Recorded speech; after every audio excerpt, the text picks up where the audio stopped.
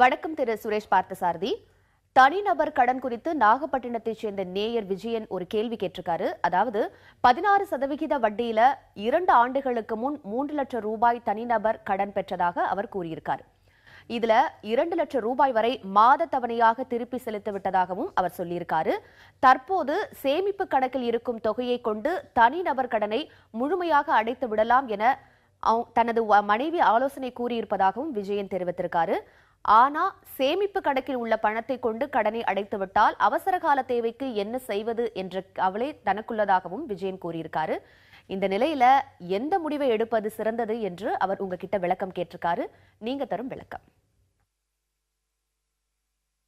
விஜய், நீங்க கேட்டிருக்கீங்க இப்போ 3 lakhs லோன் வாங்கியிருந்தோம், 2 lakhs ரீபே பண்ணிட்டேன், பேலன்ஸ் இருக்க பணத்தை பேங்க்ல இருக்கிறத ரீபே பண்ணிடலாமா? இதுவே உங்க வைஃப் சொல்றது கரெக்ட் தான். ஏன்னா பிகாஸ் பேங்க்ல பணம் சும்மா எஸ்பி அக்கௌண்ட்ல வச்சுட்டு 4% இன்ட்ரெஸ்ட் நீங்க ஏர்ன் பண்ணிட்டு நீங்க 16% இன்ட்ரெஸ்ட் கட்டுறது எந்த விதத்துலயும் ஃபினான்ஷியலா இட் இஸ் நாட் ஜஸ்டிஃபைபிள். உங்களோட ஒரே கன்சர்ன் என்னன்னா திடீர்னு எமர்ஜென்சி வந்தா எப்படி நான் மீட் பண்றது அப்படின்ட்டு. இப்போ உங்களோட ட்ராக் ரெக்கார்டு பார்க்கும்போது டெஃபினட்டா your track record appears to be better.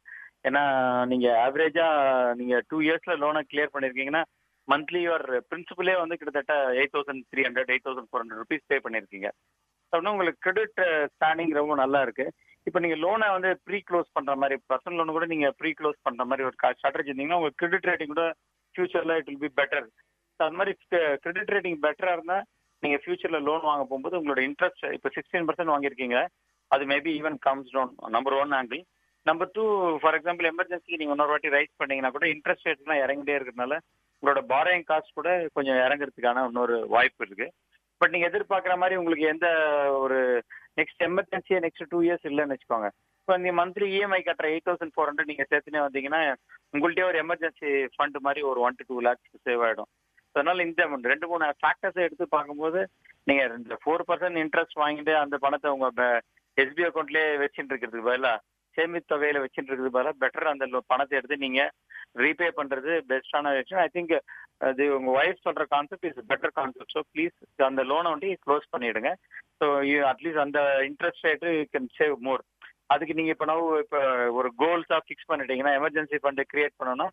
நீங்க இன்வெஸ்ட் பண்ற ஃபண்ட்ஸ் கூட நீங்க அதுக்கேற்ற மாதிரி இன்வெஸ்ட் பண்ணிக்கலாம். ஒரு மியூச்சுவல் ஃபண்ட்ல கூட மந்த்லி இன்கம் பிளான் மாதிரி ஒரு பிளான் எடுத்து கூட அதுல கூட நீங்க ஒரு எஸ்ஐபி பண்ணினே வந்தீங்கன்னா ஆர்டினரியா நீங்க ஒரு ஆர்டியில போட்டு வச்சுட்டு அதுக்கு ஒரு 8% 8.5% ரிட்டர்ன் எடுத்து அது நீங்க ஒரு 20% டாக்ஸ் கட்டுறதுக்கு எம்ஐபி மாதிரி ஃபண்ட்ல சேர்த்துட்டே வந்துட்டீங்கன்னா அந்த மெச்சூரிட்டி வரும்போது நீங்க அந்த 3 years கழிச்சு நீங்க பணம் எடுத்தீங்கன்னா கூட you will not pay any tax. But உங்களை ஆர்டியோட you will try to give better return. ஏன்னா நெக்ஸ்ட் 3 years ஈக்விட்டி மார்க்கெட் இருக்கிறதுனால எல்லா ஃபேக்டரையும் கன்சிடர் பண்ணும்போது டெஃபினட்டா நீங்க இந்த லோன் க்ளோஸ் பண்றது பெட்டரான விஷயம்.